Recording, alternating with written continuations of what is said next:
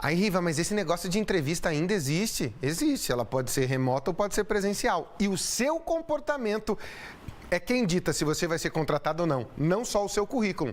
Dá uma olhada. Com a chegada das festas de fim de ano, aumentam as ofertas de emprego temporário. Nós estamos numa época onde o trabalho temporário está disponível às pessoas, na área de logística, na área de serviços, também no agronegócio e na indústria. Então, as empresas estão chamando trabalhadores temporários, às vezes de 100, 400 trabalhadores por vez. Está disponível o trabalho para as pessoas. O interesse em ter a carteira assinada deve ser demonstrado desde o momento da entrevista de emprego.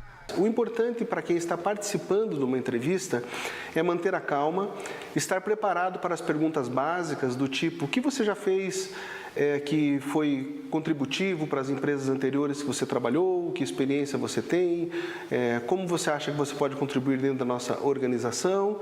O desejo de grande parte desses trabalhadores é transformar o emprego temporário em emprego fixo. Mas é aí que vem a dúvida. Como fazer isso? Qualquer trabalhador que entra dentro de uma organização precisa entender como ela funciona, o que ela valoriza e se engajar nisso. Então, por exemplo, vamos supor que a empresa valorize o cliente, ela tem que valorizar o cliente também. A empresa valoriza o seu produto interno, ele tem que valorizar o produto interno também. Estar engajado, ser submisso, pontual, se ele demonstrar real interesse, isso já o coloca na frente dos outros. Antes de tomar uma atitude, pergunte se você pode. Se você perguntar isso, olha, eu posso fazer isso, eu posso fazer aquilo, eu posso melhorar esse processo, eu posso tomar essa atitude, isso está demonstrando interesse, está mostrando que você tem a humildade necessária para cumprir com aquilo que a organização pede de você. Isso vai fazer você crescer profissionalmente. Estatisticamente, nós temos estatística dos últimos 20 anos. 20% das pessoas que trabalham como trabalhadores temporários são efetivadas. Nossa, é um número altíssimo, né? 20% é a retomada no mercado de trabalho. Professor Daniel Poit, o nosso especialista em economia, em emprego, em trabalho, em renda, está aqui para esclarecer para a gente essa história. Boa tarde, professor, tudo bem? Boa tarde, tudo bem, boa tarde a todos. Ele não quis falar bonita camisa Fernandina, quis falar bonita gravata, Rivinha. Bom gosto, né? Bom, palestrina, é palestrina. Agora, professor, beleza, eu tenho um currículo lindo, mas se eu me comporto mal na entrevista... Perdi a chance, né? Coloca tudo por terra, porque a entrevista é a relação humana, né? O primeiro contato humano entre o candidato e a empresa. Mesmo quando feita por tecnologia remota, que é muito comum hoje, ela é um primeiro contato humano, porque o currículo é um texto, pode até não ser de autoria do candidato. Eu posso mentir. Hoje, inclusive, as pessoas fazem currículo pela inteligência artificial, né? E vinculam o currículo à vaga, uma série de técnicas aí que são utilizadas que podem estar, de certa maneira, mascarando o real potencial do candidato. Então, a entrevista tem a vantagem não só de estabelecer a relação humana entre o candidato e a empresa, como até uma oportunidade para a empresa descobrir outros potenciais no candidato, que talvez o currículo não reflitam, né?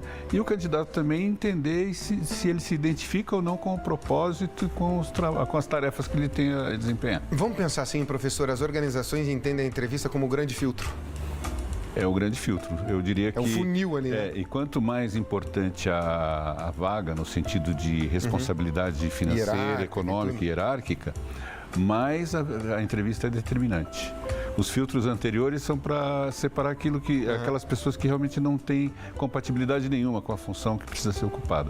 Na entrevista é onde vai se definir quem será o candidato a ser aproveitado para aquela vaga ou para aquelas vagas que estiverem disponíveis. Vamos lá, professor, eu não posso ser muito ufanista, nem puxador de saco, e também não posso ser tão relapso ou então com aquela desídia assim, isso aqui não importa para mim. Qual é o meu comportamento nessa hora? Bem, a sugestão que a gente faz para as pessoas, e essa é uma pergunta que a gente recebe muito de amigos, de candidatos, de alunos, inclusive, tanto aqueles que estão em busca do primeiro emprego, como os que estão querendo buscar recolocação.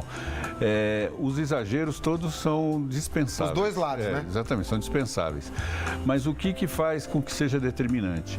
É procurar entender quais são as atribuições e tentar mostrar para a empresa qual a sua capacidade, qual a sua competência que é compatível com as atribuições daquele cargo, né? E o quanto você se sente responsável para realizar aquilo bem. Porque Se a empresa percebe que você tem negligência em relação àquilo ou não considera aquilo relevante, ou entra, como eu já vi, candidatos que começam a discutir com o selecionador, ali, com o entrevistador, aí você realmente destruiu a possibilidade de conseguir aquela vaga. Aquelas perguntinhas básicas, professor, que todo recrutador faz. Quais são os seus defeitos? O que você considera? Tem gente que fala assim, eu sou proativo demais. Isso não é um defeito, né? Não você está indo pelo caminho errado. Então, essas perguntas elas já só estão um pouco superadas, né? Porque tem aquela resposta clássica, né? Qual a sua maior ambição? É estar no seu lugar amanhã? É isso, eu quero o seu salário. Eu quero o seu salário, essas coisas.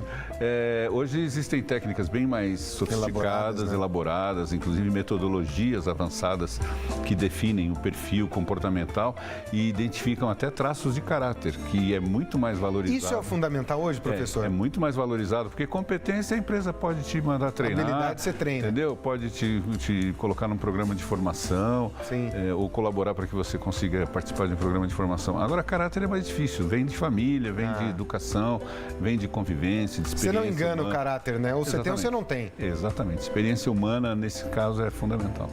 Professor Daniel Poit conversando com a gente, eu prometo que nós já fizemos uma reportagem para você sobre essa história aí, dessa polêmica do 6-1, 4-3, 5-2.